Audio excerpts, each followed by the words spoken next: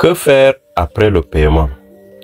Donc, le fournisseur vous a envoyé le lien de paiement. Vous avez effectué le paiement, l'argent a été débité. Donc, immédiatement, vous recevez le message que l'argent a été, que le lien a été payé, le produit a été payé. Le fournisseur aussi en est informé par Alibaba. Mais vous devez faire des choses maintenant pour aider le fournisseur. Donc, dès que vous effectuez le paiement, vous lui dites de confirmer que vous avez effectué le paiement. Voilà ce que j'ai fait juste après le paiement. Ouais, non. Payment done. Tu peux lui dire que c'est fait. Et je lui envoie ce qu'on appelle le shipping mark. Le shipping mark, c'est ton adresse, l'adresse de réception de ton produit dans ton pays. Donc, il faut qu'il affiche ça. Donc, lui, le chinois ne sait pas lire peut-être le français. Donc, tu vas lui écrire exactement ce qu'il va faire. Donc, voilà comme ça. Tu mets les détails. Chico Abel, Cameroun. Bon, moi, j'avais commis une erreur ici. J'avais écrit Camerounda. Gaoundéré, je n'avais pas vérifié. Non, ce n'est pas une erreur. C'est plutôt la mauvaise traduction. Parce que voilà ce que j'ai écrit en bas. Chico Abel, Cameroun, Gaoundéré, téléphone, ship by sea. Je leur mets cette indication-là. Même le transitaire saura que c'est pour expédier par bateau. Donc souvent, il faut mettre, si c'est des colis sensibles, les transitaires demandent de préciser s'il y a une batterie dedans, par exemple. Bon. Voilà. Le fournisseur, lui, va copier cette information-là et coller, imprimer sur un papier et coller. Donc, ils savent ce que c'est shipping mark. Comme ça, c'est le jargon. Shipping mark. Il y a shipping address. C'est pour le transitaire. Shipping mark, c'est ton adresse. Donc, voilà. Et dès que tu lui envoies ton adresse ou alors le shipping mark, bon voilà, elle a confirmé, ok. Tu lui demandes l'image du colis. Une fois que le colis est fait, tu lui demandes l'image pour confirmer que cette information est bien affichée et correcte. Et vous allez voir ce qui s'est passé.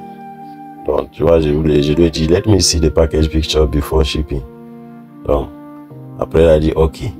Donc, les fournisseurs expérimentés, ils connaissent la procédure là quand c'est avec les Africains d'ailleurs. Donc, après, je lui demande, quand est-ce que vous expédierez le colis? Il a dit, aujourd'hui ou demain. Généralement, c'est autour de 3 jours qu'ils expédient le colis, le temps d'apprêter le colis, souvent 5 jours. Mais dans le contrat, ils mettent 15 jours. Alibaba met entre 7 et 15 jours, mais en réalité, ils le font avant. Donc, si le fournisseur n'est pas très occupé ou si le produit est disponible, parce qu'il y a certains fournisseurs, si tu ne leur demandes pas si le produit est disponible dans vos discussions, vous allez payer et vous allez attendre pendant les 15 jours là pour qu'il vous expédie le colis, le temps qu'il fabrique ou qu'il cherche le produit. Donc, il faut parler de ces détails-là dans vos discussions. Est-ce qu'il a le colis disponible? Si oui, après paiement, il va expédier après combien de jours? Si tu ne sais même pas la distance qu'il y a entre lui et le transitaire, tu lui dis, bon, voici l'adresse de livraison. Si je paye aujourd'hui, mon transitaire va recevoir le colis là, quel jour? Je lui dis comme ça. Il va te dire, d'après 2 jours, après 3 jours. Donc, des trucs comme ça. Voilà. Et il faut que il te précise le volume total. Comme moi, j'ai opté pour l'expédition par bateau. Tu vois, c'est un colis de 57 kilos, mais 0,51 CBM. Donc, voilà, elle m'a donné les détails là. Voilà. J'attends. Et elle me dit que le colis... voilà, on discutait d'autres choses entre-temps. Est-ce que... Voilà donc le colis. Elle a fait le colis. Elle a affiché ceci. C'est quand je vérifie dans le nom ici, Camerounda, c'est mal écrit, que je lui dis que non, il y a une erreur là-dessus, qu'elle doit modifier, sinon je ne vais pas recevoir le colis. Bon. Voilà. This is the correct shipping mark, please. This is the correct shipping mark, please. Je lui ai renvoyé ceci pour qu'il pour qu'il modifie parce qu'il y avait une erreur.